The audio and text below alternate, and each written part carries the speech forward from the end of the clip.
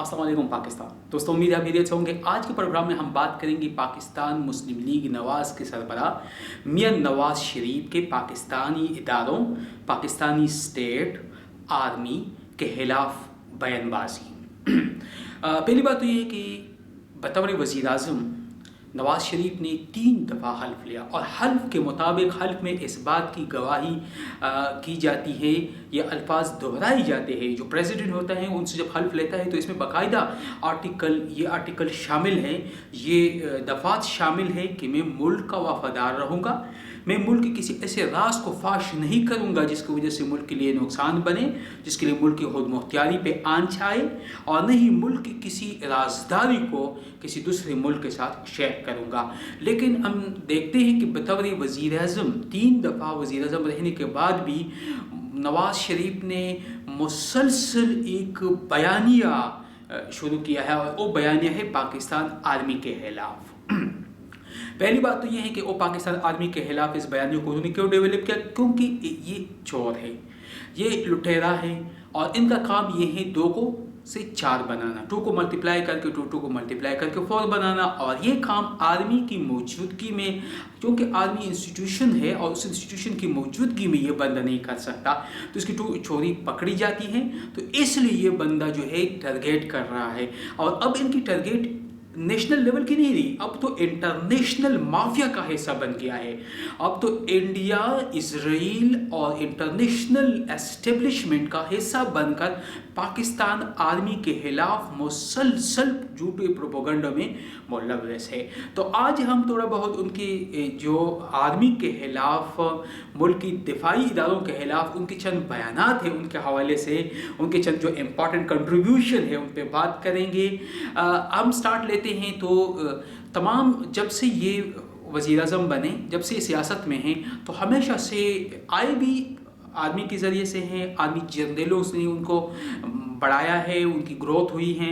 लेकिन जब हुकूमत में है तो हमेशा इनकी कन्फ्लिक्ट हुई हैं आर्मी के जनरलों के साथ, हमेशा उनके साथ तनाज़ात रहे, हमेशा उनके साथ उनकी कन्फ्लिक्ट रही।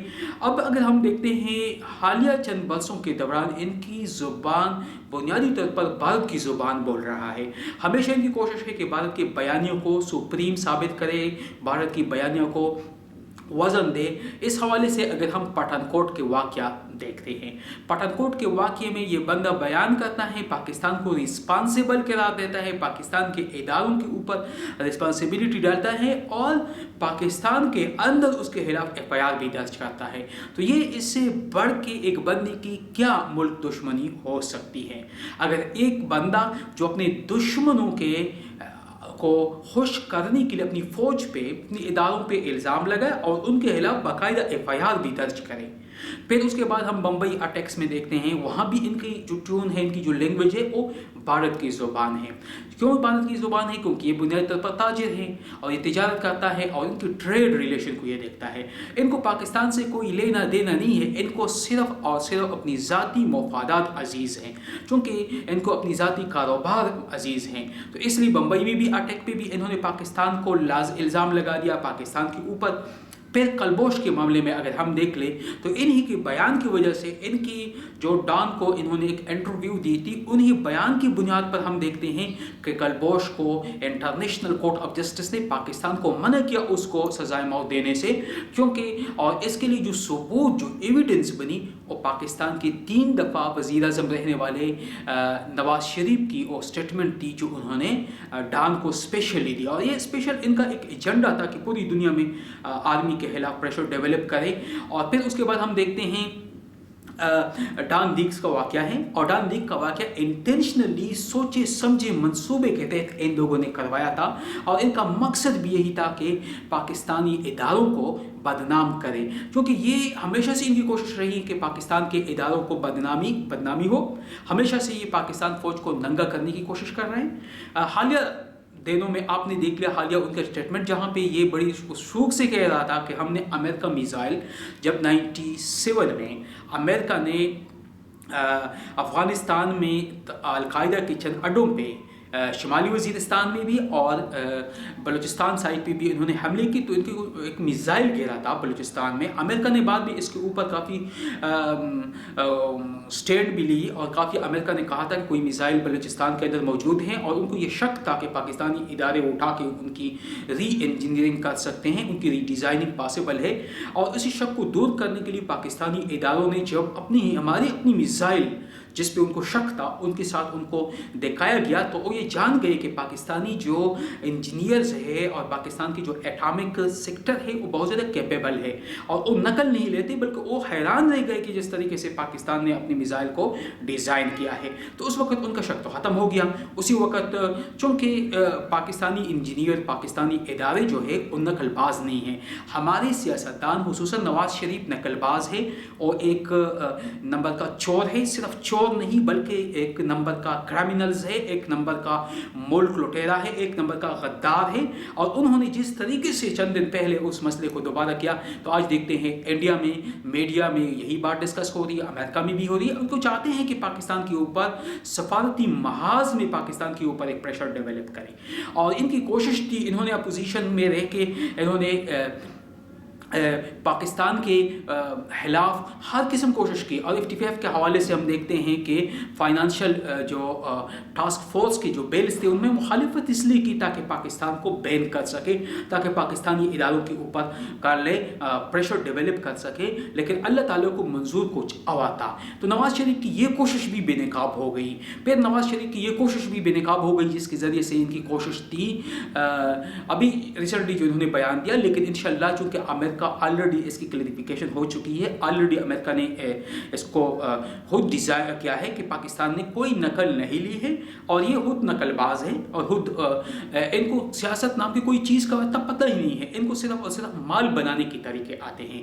ایک اس طریقے سے کوئی پروجیکٹ دیں گے، خود بھی کھائیں گے اور دوسرے کو بھی کھلائیں گے. یہ ان کا بیانیہ ہے، اور اسی بیانیہ کے تحت لوگوں کو بے وقوف بنا کے، خاص کر ان پڑھ لوگوں کو، خاص کر ان لوگوں کو جو دیہات میں ہیں، جن کے ہاتھوں میں میڈیا نہیں ہے، اور میڈیا کے ذریعے سے اربوں کروڑوں کے اشتہارات دلوا کے ان لوگوں کو بے وقوف بنایا جا رہا ہے. تو ان کا ہمیشہ بیانیہ اینٹی پاکستان ہے، ہمیشہ آرمی کے خلاف ہے، ہمیشہ ملکی اداروں کے خلاف ہے.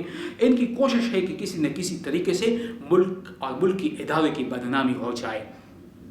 اب صورتحال یہاں تک پہنچ گئی کہ اب وہ صرف اور صرف انڈیا کے فیور میں نہیں ہے، اب تو اسرائیل کے ساتھ بھی مل کر انڈیا اور اسرائیل کے جوائنٹ وینچر کا پارٹ بن کے اور اسرائیل کو پاکستان سے تسلیم کروانے کے لیے، اور اس کے لیے ہو سکتا ہے کہ انڈیا اور اسرائیل مل کے پاکستان پہ حملہ بھی کریں. اور چونکہ انٹرنیشنل لیول پہ نومبر میں امریکن الیکشن ہے، تو جنوری فروری تک نیو سیشن جب ان کا شروع ہوگا، نیا پریزیڈنٹ آئے گا. اگر دوبارہ ٹرمپ آیا تو یہ امریکہ کے ذریعے سے اسرائیل اور انڈیا مل کے پاکستان کے اوپر دباؤ بڑھائیں گے اور ان سے مطالبہ کریں گے کہ آپ اسرائیل کو تسلیم کریں. اور اس کے پیچھے جو کردار ہے وہ نواز شریف کا ہے، اس بندے کا ہے جس نے امیر المومنین بننے کا بھی دعویٰ کیا تھا. اس نے جو غدار بندہ ہے جنہوں نے ہمیشہ ملک اور ملکی اداروں کے خلاف غداری کی ہے. تو یہ بندہ آج کل ان کی جو سرگرمیاں ہیں وہ صرف انڈیا نہیں اسرائیل کے ساتھ بھی ہے، اور پاکستان کے تمام دشمن ممالک کے ایجنسیوں کے ساتھ ہمیشہ پرماننٹ کانٹیکٹ میں ہیں. اور ان کو ڈر پاکستان کے ISI سے، آرمی سے، اس لیے ڈر کے مارے پھر وہ آرمی اور آرمی کے اداروں کے خلاف درازی میں مصروف ہے، چونکہ ان کو پتہ یہ ادارے کسی بھی وقت ان کے خلاف جا سکتے ہیں. تو ان واقعات اور مشاہدات کی بنیاد پر ایک عام بندہ بھی یہ کہہ سکتا ہے کہ نواز شریف غدار ہے، اور نواز شریف کی غداری میں کوئی کسی قسم کی کوئی شک و شبہات نہیں ہے، کیونکہ اس ملک بندے نے 3 دفعہ حلف کی خلاف ورزی کی ہے، اور حلف کی خلاف ورزی جو کرے گا وہ غدار کہلاتا ہے. آلریڈی عدالت نے اس کو صادق اور امین قرار نہیں دیا ہے. یہ صادق اور امین نہیں ہے. جو صادق اور امین نہ ہو، جو صداقت اور امانت نہ ہو، وہ خیانت کر سکتا ہے اور خیانت کرتا ہے. اور اب تو انہوں نے ثابت کر دیا کہ انہوں نے اپنے حلف کی بھی خلاف ورزی کی ہے، اس کے ساتھ بھی غداری کی ہے. ملک کی راز کو انہوں نے پوری دنیا میں فاش کر دی. لندن میں کھڑا ہو کے وہ میڈیا کے ساتھ جو کچھ کر رہا ہے اور جس طریقے سے ان کا ایک بیانیہ ہے وہ صرف اور صرف ملک دشمنی ہے. اور ان کا یہ ہے کہ ان کے کاروبار جو ہے ان کو توقیت ملے، ان کو فروغ ملے اور ملک کا بیڑا غرق ہو جائے۔ تو ان وجوہات کی بنیاد پر ہر پاکستانی یہ سمجھتا ہے کہ نواز شریف غدار ہے اور نواز شریف کے خلاف غداری کا مقدمہ وقت کی اہم ترین ضرورت ہے۔ لہٰذا ہم حکومت پاکستان سے، پاکستان کے اداروں سے مطالبہ یہی ہے ہر پاکستانی کا کہ نواز شریف کے خلاف غداری کا مقدمہ درج کیا جائے اور ان کو انٹرپول کے ذریعے گرفتار کر کے پاکستان لائے اور ان کو سزائے موت دی جائے، کیونکہ یہ بندہ غدار ہے اور یہ بندہ پاکستان کے خلاف، پاکستان کے پوری دنیا میں منظم انٹرنیشنل مافیا، انٹرنیشنل اسٹیبلشمنٹ کا حصہ ہے، کیونکہ انٹرنیشنل اسٹیبلشمنٹ کو عمران خان سے ڈر ہے۔ انٹرنیشنل اسٹیبلشمنٹ جو ہے وہ پاکستان ترکی کا ایک جو نیو اسلامک بلاک ہے چائنا کی صورت میں، ان سے ان کو خوف ہے اور اس لیے عمران خان کو قتل کرنے کے حوالے سے بھی وہ درک نہیں کریں گے۔ اگر عمران خان کو کچھ بھی ہو جاتا ہے تو اس کے بیہائنڈ نواز شریف کی سوچ اور نواز شریف کے ساتھ جو انٹرنیشنل مافیا ہے ان کا ہاتھ ہوگا۔ لہٰذا وقت کی ضرورت ہے کہ پاکستان فوری طور پر ان کے خلاف غداری کا مقدمہ درج کرے اور انٹرپول کے ذریعے گرفتار کر کے ان کو پاکستانی عدالتوں میں لائے اور ان کو سزائے موت دی جائے۔